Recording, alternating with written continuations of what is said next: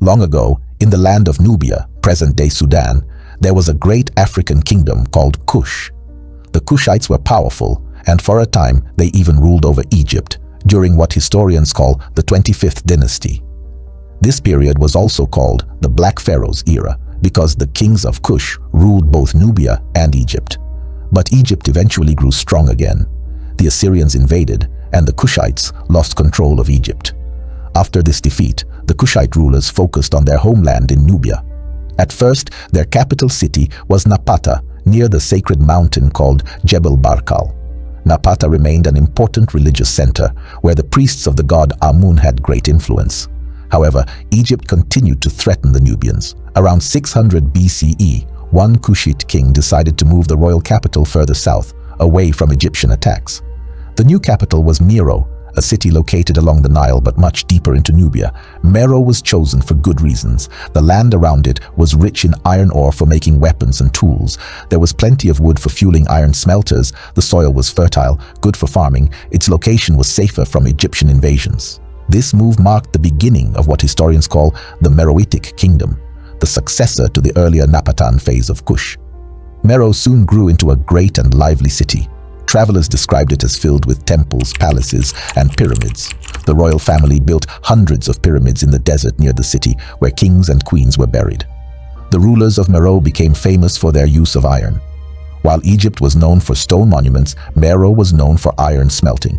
Huge furnaces were built, where blacksmiths melted ore and shaped it into tools and weapons. This made Meroe a powerful military state and also a center of trade. The rulers of Meroe were not always men. In fact, women played an unusually strong role.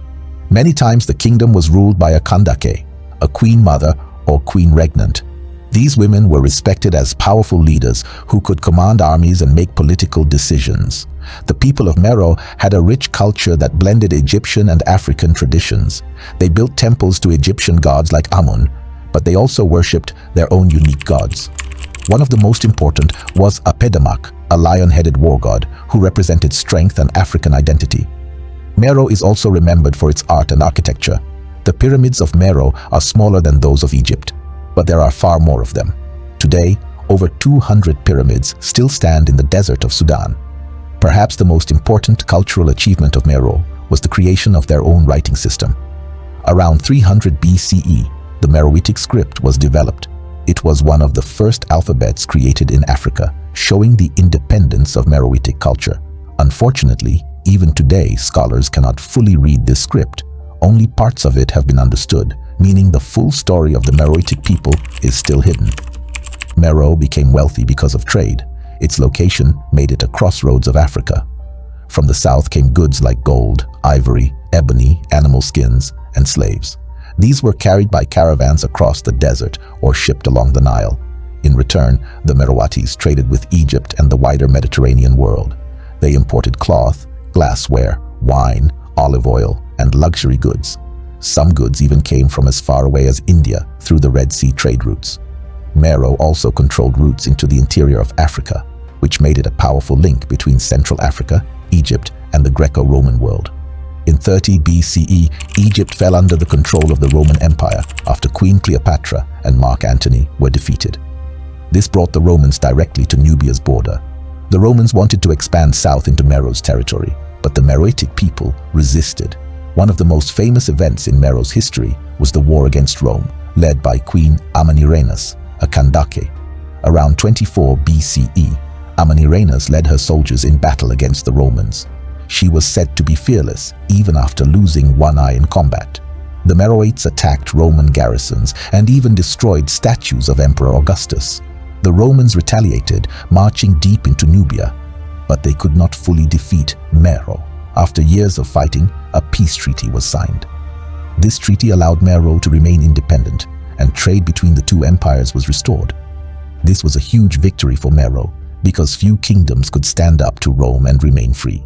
Queen Amanirenas became a symbol of courage and resistance, remembered in African history as a powerful woman who defended her land. For many centuries, Meroe remained strong, but slowly it began to weaken. Several reasons led to its decline are environmental problems.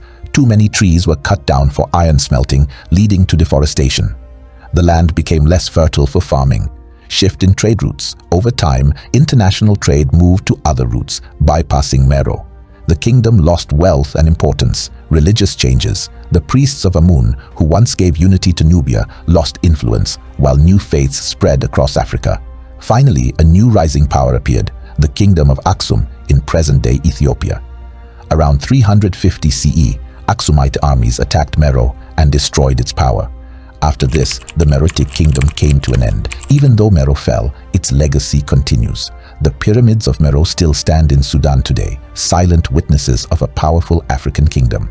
The story of Queen Amanirenas remains an inspiration, showing how African women once ruled and defended their people with bravery. The Meroitic script remains one of the greatest mysteries of Africa.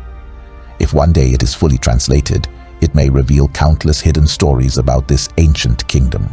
The Meroitic Kingdom was more than just a successor of Kush.